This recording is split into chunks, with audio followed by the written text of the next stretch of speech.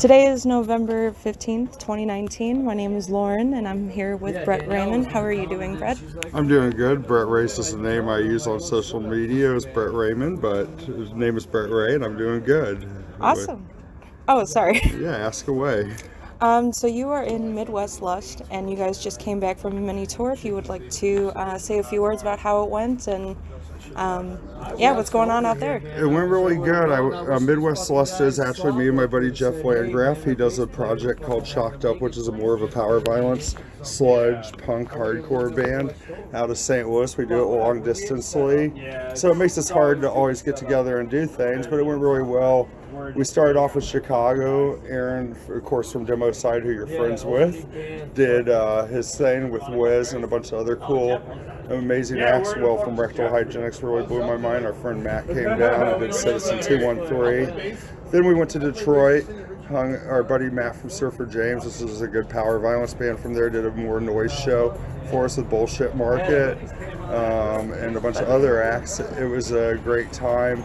Detroit has a lot of good things. Then we went on to Cleveland and played the bottom of Now That's Classic Club Atlantis, and it was a cool show.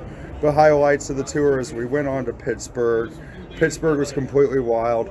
Not like a super big show or anything, but there was, for us, like we do a thing called, noise power electronics, which is a form of punk, just like this is the destruction of everything. So we kind of, we played a really cool show where there was like some trans people there and they were throwing chairs definitely during our set and stuff, and it made it really fun for us. And then other highlights, we went to Cincinnati, hung out with Slut Bomb. Deborah rules from Slut Bomb. She hooked it up. It was a really fun show. And then after that, we couldn't find a place to stay, so we drove to our last show in the Quad Cities through ice. In Indiana, at the speed of 30, we saw semi trucks overturned. And we almost also hit a deer in the middle of the night in Pittsburgh too, but we stopped. I forgot about that. Those were highlights of the tour. People seemed to be welcoming of what we did. We made a lot of new friends, got to see some old friends. It was a really good experience for us. That's all I can really say. You guys have any shows coming up? We are not really locally. We have a March run we are doing with a band from Connecticut called Kidnap. They're a power violence band. And this band called Heel Turn from Alabama. They mix noise with darkened hardcore, and they do a lot for LGBTQ plus activities in Alabama, which is a really oppressed, fucked up state. And I feel like it's a place where you need to be punk at more than you do in the North sometimes. So, and we're just doing a Pittsburgh, Philadelphia, 2 New York City shows in the same day, New Haven, Providence, and Western Mass. And we're going to head out of St. Louis on that one and maybe have something in St. Louis. But locally, plans are we're going to do a split release with my friend Eric Wood's band Bastard Noise. He was the one that started the term power violence. He was in bands like Neanderthal and Man is the Bastard.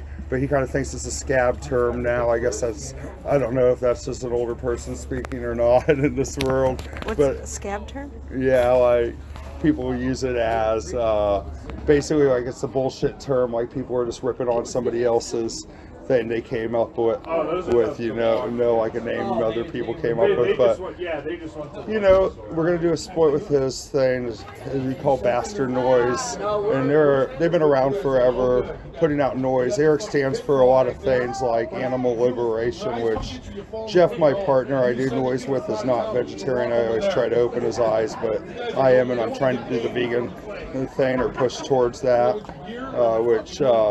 but anyways, Bastard Noise is an experience of harsh noise, frequencies, and punk rock in every sort of way put into one thing. And he did do a thing called The Bastard Noise, which was a band, but Bastard Noise is a more stripped down version of that, which is just more of a noise project where the band mixed sludge, power violence with noise. So yeah, there's different forms, but yeah, that's probably our next local thing, and we'll be accompanied by our friends, probably Bloody Minded from here on that, hopefully Death Run and Demo Side Battle Set, at that, and my buddy Rush Faulkner, and probably my buddy Magical Mind, my buddy Owen, who does some really cool noise stuff out of here. And I'll probably be at a place called Triangle, possibly, is what it's looking like. Awesome. What do you think of our music scene here? I love the Chicago punk DIY scene. Let me answer this real quick. Pause it for 1 second. You can't. So I got a call there. We were getting on with my better half, Margot. She supports me in very much many ways. A lot of other people don't. But we were getting back to about Illinois DIY. Yeah, DIY for me is do it yourself. I think people have always kind of had that thing where they're the outsiders in punk, but I really try to have a DIT attitude, which means do it together and everybody be involved and everybody make everybody else feel welcoming. But if that doesn't work, then do it yourself. And I think it's really cool. Chicago has a mecca of houses between, like legendary houses like Margaritaville, which isn't as much active anymore. And I mean, we always find a way here in Chicago. We always find a bar where we can even probably sneak people in underage at. We always try to have things, I feel, be all ages and make it accessible. not be exclusive due to age. Yeah. Because no one's better than anybody else. And yeah, I really love what's going on in Chicago, and thank you for all you do for Chicago too, Lauren, because you do a lot. You do more than you realize, I think, sometimes for the city, documenting it and being at shows and helping out. And it means a lot to older people like me, because I'm 38. I still come out to shows, but I like to see the younger kids picking up the torch too. Yeah. Too. It can't be all of us old fuckers that are getting dusty. And Jeff's only 28, so we even have an age gap, which is really cool. We got that 10-year, decade age gap, but also, we could talk a little bit more about tour. Let's talk about that. I feel like with punk rock and stuff, sometimes it's like, we're all preaching to the choir these political messages sometimes. And so I really talked about it on this tour. I had this experience where we had a hotel one night, so we had to get a hotel one night. And I talked to a guy with a Trump 2020 hat on. And what I'm about to say is we have to have these hard conversations with people. And I start talking to him about how he should look into Bernie Sanders, and he was like, well, isn't he a socialist?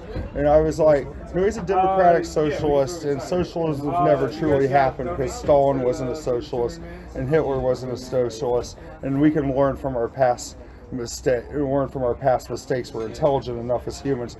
But we need to start having these hard conversations outside of punk, outside of noise, outside of things. I don't know if it takes a couple people going to a rural community, setting up a table in some of these places, having these talks with people, and people aren't always going to be welcoming to this shit, but punk's always been about going where we aren't fucking welcomed, right? Right, to some degree. I mean, I don't know. What else would you like to ask? No, I mean, to even kind of extend further on that, music in itself is kind of a rebellious act. Yes. And that's why so many people gravitate towards it. It's a creative way to express oneself in whatever way you want to express it, and it's getting a message out there. Yeah, you even look at the punks before their time, whether it be Billie Holiday or Ornette Coleman with Shape of Jazz to Come, or Miles Davis with going free jazz.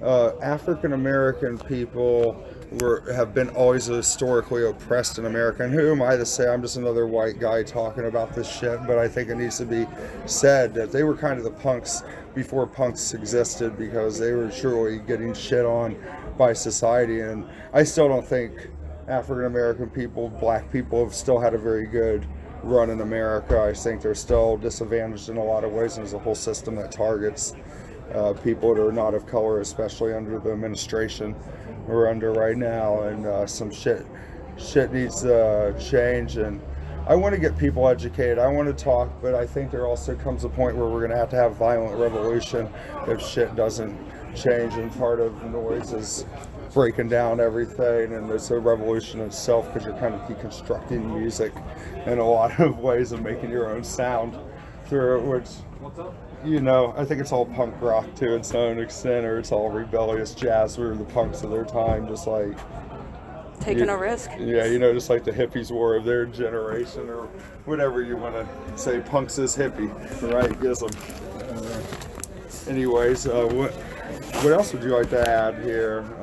Oh, and we are also we'll be a couple more stupid, shameless self-promotion things on this little interview. Besides the Bastard Noise split, we do have a split in the plans with our friends Bullshit Market from Detroit. They're really good. Patrick Harsh, you should check out his label called Trash Fuck Records, because he does a lot for also the African American and Black community, putting out filthy, dirty rap noise tapes. Also, besides putting out grind and power violence and noise and like noise core. And what else could I add in this little talk? I run a label too called shameless self-promotion called Suspended Soul Tapes and Records. Do vinyl and tapes. Try to focus on DIY forms of power violence, punk, hardcore, screamo, true screamo, not mall screamo, grind, noise, hip hop, experimentations of music.